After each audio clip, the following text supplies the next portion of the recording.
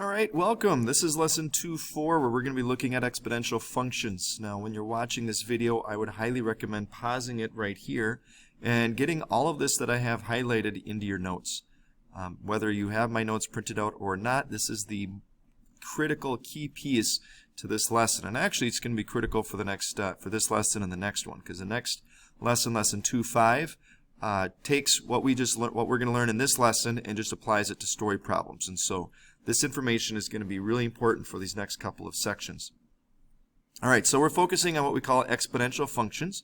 And so exponential functions are in that form: y equals, or as a function, f of x equals a times b to the x power, where a represents the initial amount, or what we can look at as the starting amount, and b is what we call the growth factor. And we'll talk more about that growth factor here in a minute. Now, a lot of these problems are going to be dealing with percents. And now it's really important to understand when they talk about a percent increase or a percent decrease.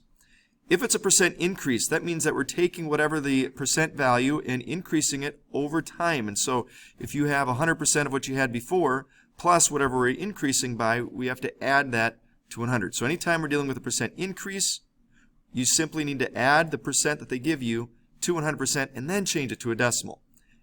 Or if it's a percent decrease, that means that we're taking it away from our total. And so that means that we're going to subtract the percent they give us from 100% and then change it to a decimal. So let's look more about that growth factor. Anytime that growth factor, that b value, is bigger than 1, we're dealing with an exponential growth function. That means that it's going to be increasing from left to right. And you'll see what those graphs look like here in a little bit. If we're dealing with a growth factor that's a decimal or a fraction that's between 0 and 1, it represents exponential decay, meaning that it's going to be decreasing from left to right. It's going to be decreasing over time. So let's look at an example where we're going to apply this information here.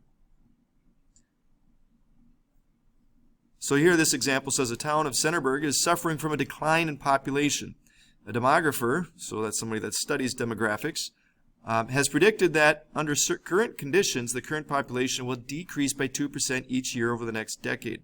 However, a manufacturer claims that a new factory will reverse the trend and cause the population to actually grow by 4% annually instead, because by creating the factory, it's going to create new jobs, so it's going to draw in people to the city is what they're looking at.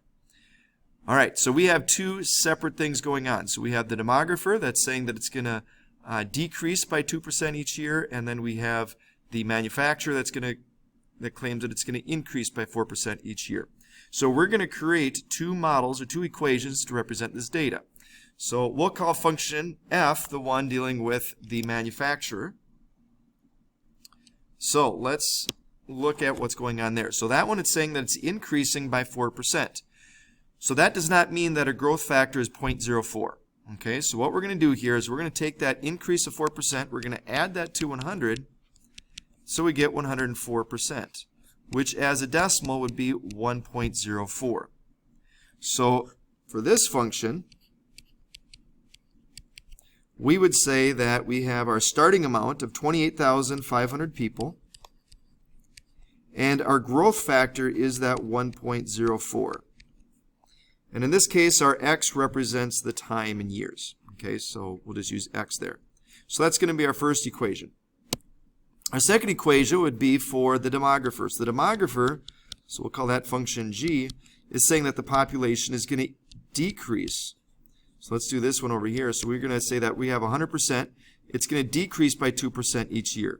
So when we do that, 100 minus 2 is 98%, which as a decimal would be 0.98. So our growth factor in this model would be 0.98. That's really, really important, okay, that you make sure you understand that when we're dealing with percents, if it's a percent increase, before we do anything, we add it to 100 and then change it to a decimal and use that as our growth factor. If it's a percent decrease, we subtract that value from 100, change it from a percent to a decimal, and then use that value as our growth factor. All right, so in part B here it says compare the projected value or projected populations after 10 years. So all we're going to do in this situation is we're just going to put 10 in for x for both of those models. So for the first one, if I take 28,000 times 28,500 times 1.04 to the 10th power, so if we do that on our calculator, we're going to get 42,100 187. So that would be the predicted population of the city in 10 years using that model, where in the other model, if it's decreasing by 2% every year, we would take 28,500 times 0.98 to the 10th power. And in that scenario, we end up with 23,287 approximately. So you can see that there's a big difference here between these two predicted values. So this is what cities have to deal with as they're making predictions as far as schools, and if they should increase the size of schools over the next few years, and looking at budgeting for that, or roads. So you can see that there's a lot of implications that they have to study. They have to look at the demographics of the city. If a company like Amazon or some other big companies wants to build a plant in that city, that's going to influence the population of the city. So this is just one application of exponential functions.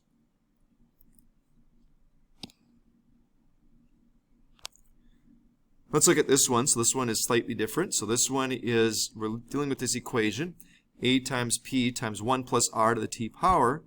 That represents your balance. So a represents your total balance after t years when p dollars are deposited into account, which pays an annual percentage yield, which is r.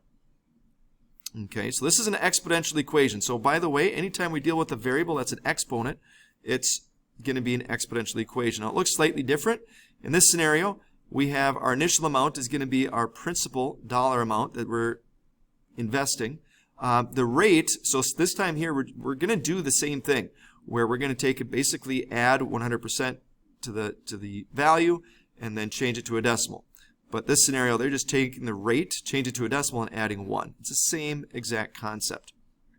So for this one, it says, what is the yearly growth factor? So that just means that we're going to take that 100%, that 5.3%, add it to 100, and we get 105.3%, which has a decimal is 1.053. Or we can look at it this way. If we take that 5.3%, and so we're going to use this. That's another way we could look at it. So if we take that 5.3% and change it to a decimal, we would have 0.053. Add that to 1, and we get 1.053. So either way, it's the same value. So the growth factor there is 1.053. So our equation that we're going to use to model the situation would be, well, our investment is $2,500. So the total amount would be 2,500 times 1.053, and then our exponent we can use as t, we can use as x. I really don't care. So then let's say, so that would be our model, that'd be our equation. So then in part C, what is the value associated with t equals -2? And what does t equals -2 mean? Let's start there. So in this case, our time is -2. So that means that we're going to go backwards 2 years. This would be the investment that would have been made 2 years ago, or the value of the investment 2 years prior. And so to figure that out, we're just going to put -2 in for t.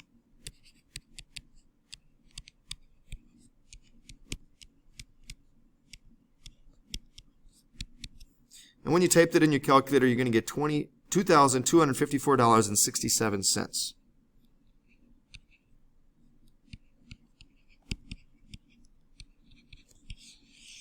So let's take a second and talk about rounding. So in the previous example, if you notice, I rounded to the nearest integer because we're dealing with estimating a population. So in that situation, we wouldn't want to necessarily use a decimal.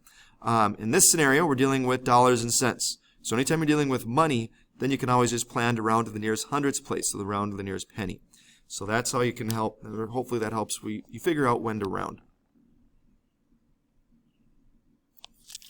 All right. Now, we can use the general form for an exponential model to find the equation of a line going through 2 points. And so this is an example of this first graph here is an example of exponential growth. So I just want to make sure that you understand that the parent function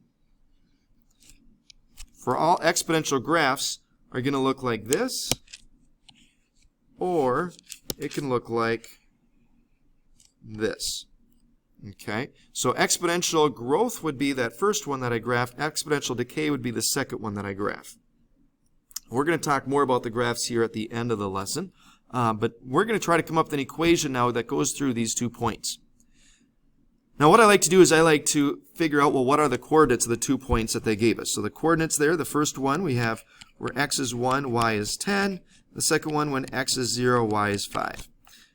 It doesn't matter which order that we list out the coordinates. However, it does matter what we're going to do next. Okay, so our general equation, or the general form, is this from the beginning of our notes. Y equals a times b to the x power. So we're going to put both of these coordinates in this form. But you want to start with the largest x value. Okay, so when I look at these two coordinates, why isn't this working? Hold on. When I look at these two coordinates, we have 1 and 0 for our x values. So I'm going to start with this one here because it has the largest value for x. And you'll see why in just a minute. So I'm going to put that information into my general form. So it's y equals a times b to the x power. So I'm going to have 10 equals a times b to the first power. Then I'm going to put the second coordinate there into the same format. So it's going to be, again, y equals a times b to the x power. So it'll be 5 equals a times b to the 0 power. And so that's our first step. Basically, we're setting up what we call a system of equations. And then we're just simply going to divide these two equations. Now, 10 divided by 5 is 2. And the a's cancel out here. Now, anytime we have variables with the same, and we're dividing, and they have the same bases, we subtract the exponents. Well, 1 minus 0 is just 1. So we'd have 2 equals b to the first power, or 2 equals b. So we just found out the value for b in this equation is 2. So looking back at the general equation, I want to figure out what b is, and I want to figure out what a is. So we just found that b is 2. So let's use that information, and let's pick one of these two coordinates. It doesn't matter which one we pick. Okay, so I'm going to pick this second one. The second one has a little bit smaller value for x, 0 and 5. So I'm going to plug these three numbers now into that general form. So I'm going to have, instead of y equals, I'm going to have 5 equals a times b. I know b now is 2 to the x power. And again, I'm using this coordinate where x is 0. So now I'm going to solve this equation for a. Well, 2 to the 0 power is 1. And a times 1 is just a. So I get that my a value is 5. Because again, 2 to the 0 power is 1, or we could just say that's eliminated, and a equals 5. So now I have everything I need to come up with my equation. My equation then is, so now we're going to put it back in a general form. I am done with these coordinates at this point. I'm just going to use my value for a and my value for b here. So it'll be y equals my a value, which is 5, times my b value, which is 2, to the x power. So this equation is the equation for the graph. Now you can always double check and make sure that the two coordinates that we have actually work in that equation. So if I put 0 in here for x, 2 to the 0 power is 1, 1 times 5 is 5. Sure enough, that gives me that coordinates. When x is 0, y is 5. If I put 1 in here for x, 2 to the first power is 2, times 5 is 10, and so when x is 1, y sure enough is 10. So it worked. So both of those coordinates work. All right, let's look at this next one together. So this next one is an example of exponential decay. So again, let's go through the same process. We're just going to label these coordinates. We have the coordinate where x is 0, y is 8. And I have the coordinate where x is 1, y is 2. So we're going to always start with the coordinate that has the biggest value for x, 1, 2. So we're going to start by putting it in that general form. So it'll be 2 equals a times b to the first power. And we're going to have the second coordinate would be 8 equals a times b to the 0 power.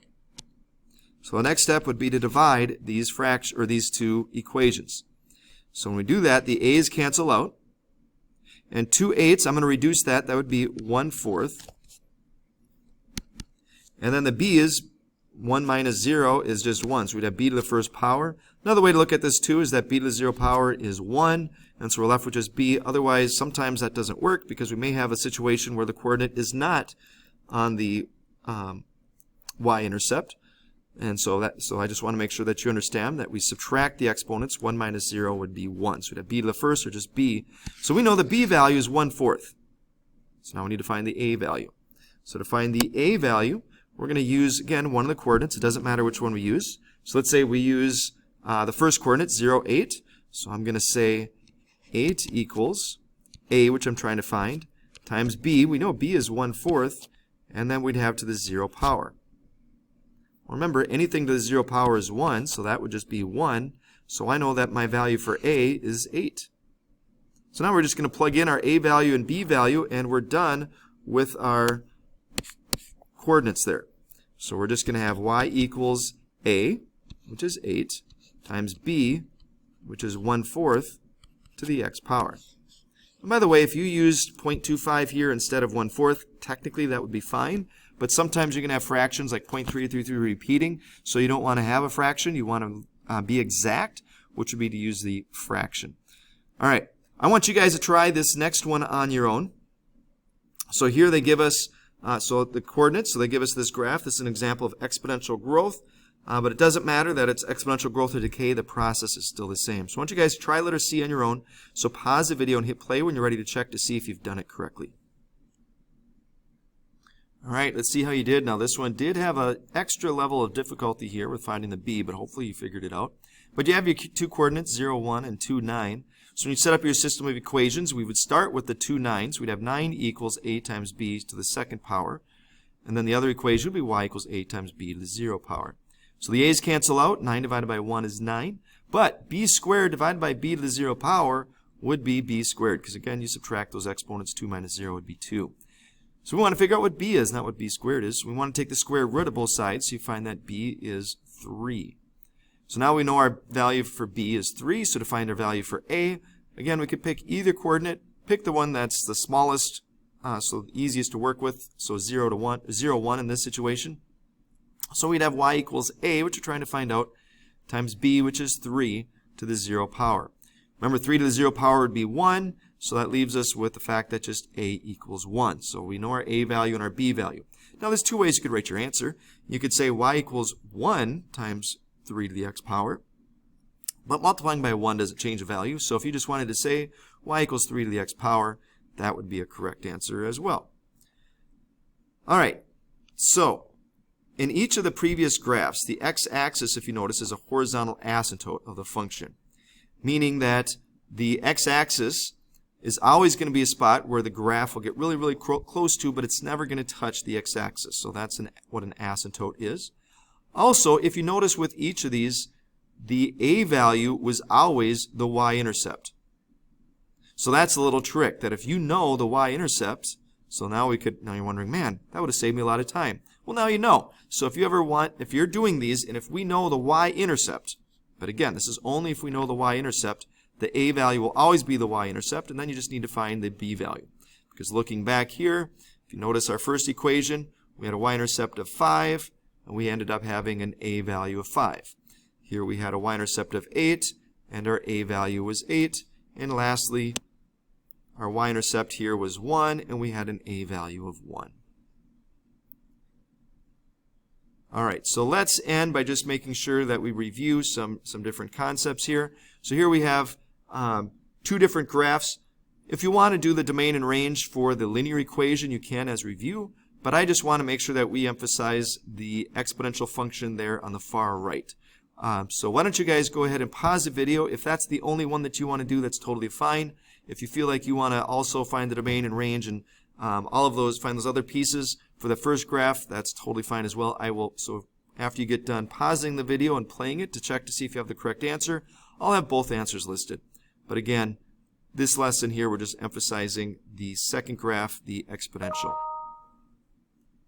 All right, let's see how you did. So again, the domain and range, we're using interval notation there. So if we look at the graph on the right, now you might be saying, well, isn't the graph going straight up?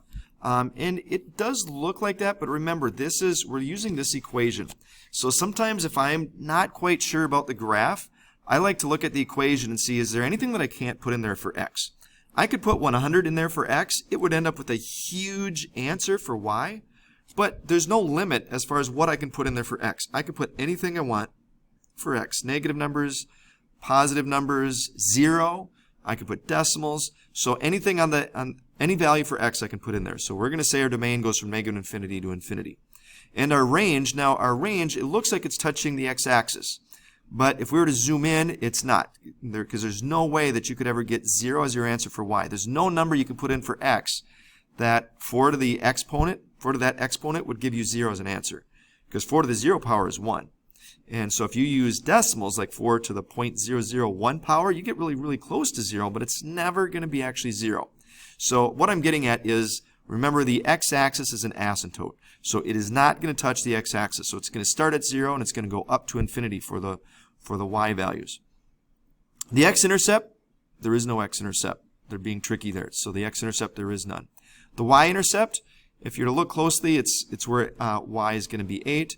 Or you could always put 0 in for x in the equation. That's why they gave the equations there. So 4 to the 0 power would be 1, and 8 times 1 would be 8. So the y-intercept is 8.